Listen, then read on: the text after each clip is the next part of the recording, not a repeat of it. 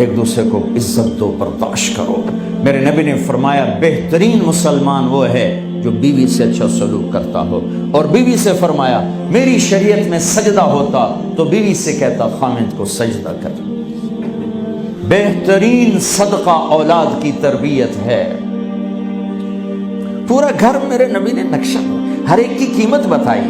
ماں تیرے قدموں تلے جنت، کاش میری ماں زندہ ہوتی، تم دیکھتے میں کیا کرتا، میں عشاء کی نماز کے مصلی پر ہوتا، میں سورۃ فاتحہ پڑھ رہا ہوتا، ادھر سے آواز آتی میری ماں کی محمد، تو میں نماز توڑ کے کہتا لبیک اماں جان۔ باپ کا تیرے جنت کا دروازہ ہے، باپ تیری جنت کا دروازہ ہے، کھولنا توڑنا نہیں، کھولنا توڑنا نہیں، توڑ دیا تو جنت میں نہ جا سکو گے۔ سب سے بہترین مسلمان جو بیوی سے اچھا سلوک کی، سب سے بہترین عورت جو اپنے خامند کی منشا کو دیکھے۔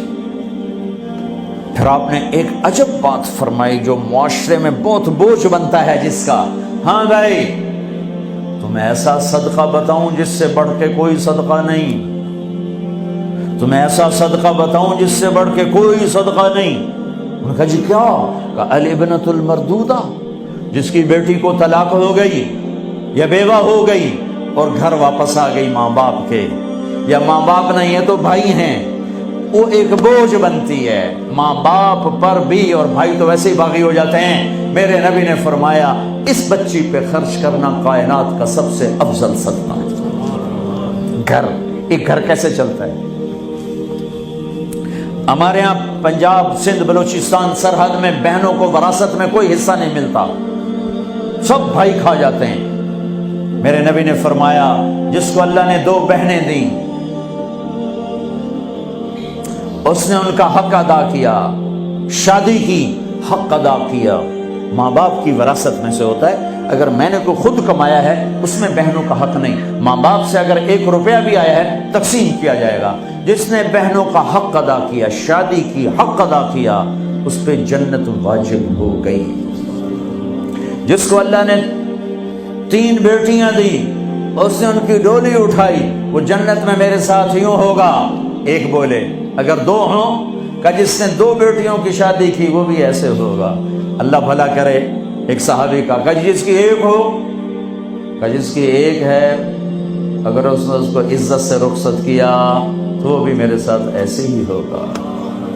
پھر کئی بچیوں کو طلاق پڑی ہے کہ اس کو بیٹا نہیں ہوتا۔ یہاں آنے سے پہلے کا واقعہ، پنڈی سے بچی رو رو برا حال اس کا، میں تو فون سنتا ہی نہیں ہوں ایسے کہ میرا تو کلیجہ پھٹ گیا ہے۔ ہے کہنے لگی کہ سسرال نے کہا تھا بیٹی ہوئی تو طلاق دے دیں۔ میں نے کہا اس میں میرا کیا قصور ہے، اور بیٹی ہی ہوئی اور مجھے طلاق پڑ گئی، اور میں گھر آ گئی 22 سال کی عمر۔ بیٹی دینے والا اللہ اور ظلم کرنے والا سسرال۔ میرے نبی کو اللہ نے بیٹے دے کے اٹھا لیے، قاسم اٹھا لیے، عبداللہ اٹھا لیے، ابراہیم اٹھا لیے، 4 بیٹیاں دی، 3 زندگی میں اٹھا لی، زینب، ام کلثوم، رقیہ، تینوں آنکھوں کے سامنے چلی گئیں۔ فاطمہ سے نسل چلی، آپ نے فرمایا لوگوں کی نسل بیٹے سے چلتی ہے، میری نسل میری بیٹی فاطمہ سے چلی۔ اس لعنت کو دھویا۔ عورت کا کیا قصور ہے اگر اس بیچاری کو بچیاں ہو رہی؟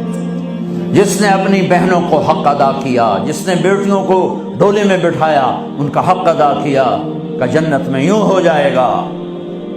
بہنوں کو دینا اتنا ضروری ہے، حرام ہو جاتی ہے روٹی۔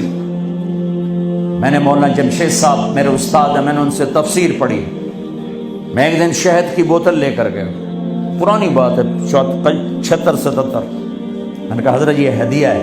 فرمایا کہاں سے لائے ہو؟ میں نے کہا میرے اپنے باپ کا ہے۔ فرمایا تیرے باپ نے اپنی بہنوں کو، تیرے باپ نے اپنی بہن یعنی میری پھوپھیوں کو، تیرے باپ نے اپنی بہنوں کو زمین میں سے حصہ دیا تھا؟ یہ سوال کیوں کیا؟ 10 روپے کی شہد کی بوتل تھی اس وقت، کہ اگر دیا تھا تو یہ میں لے لوں گا، اگر نہیں دیا تو پھر یہ حرام ہے، میں نہیں لوں گا، یہ مطلب۔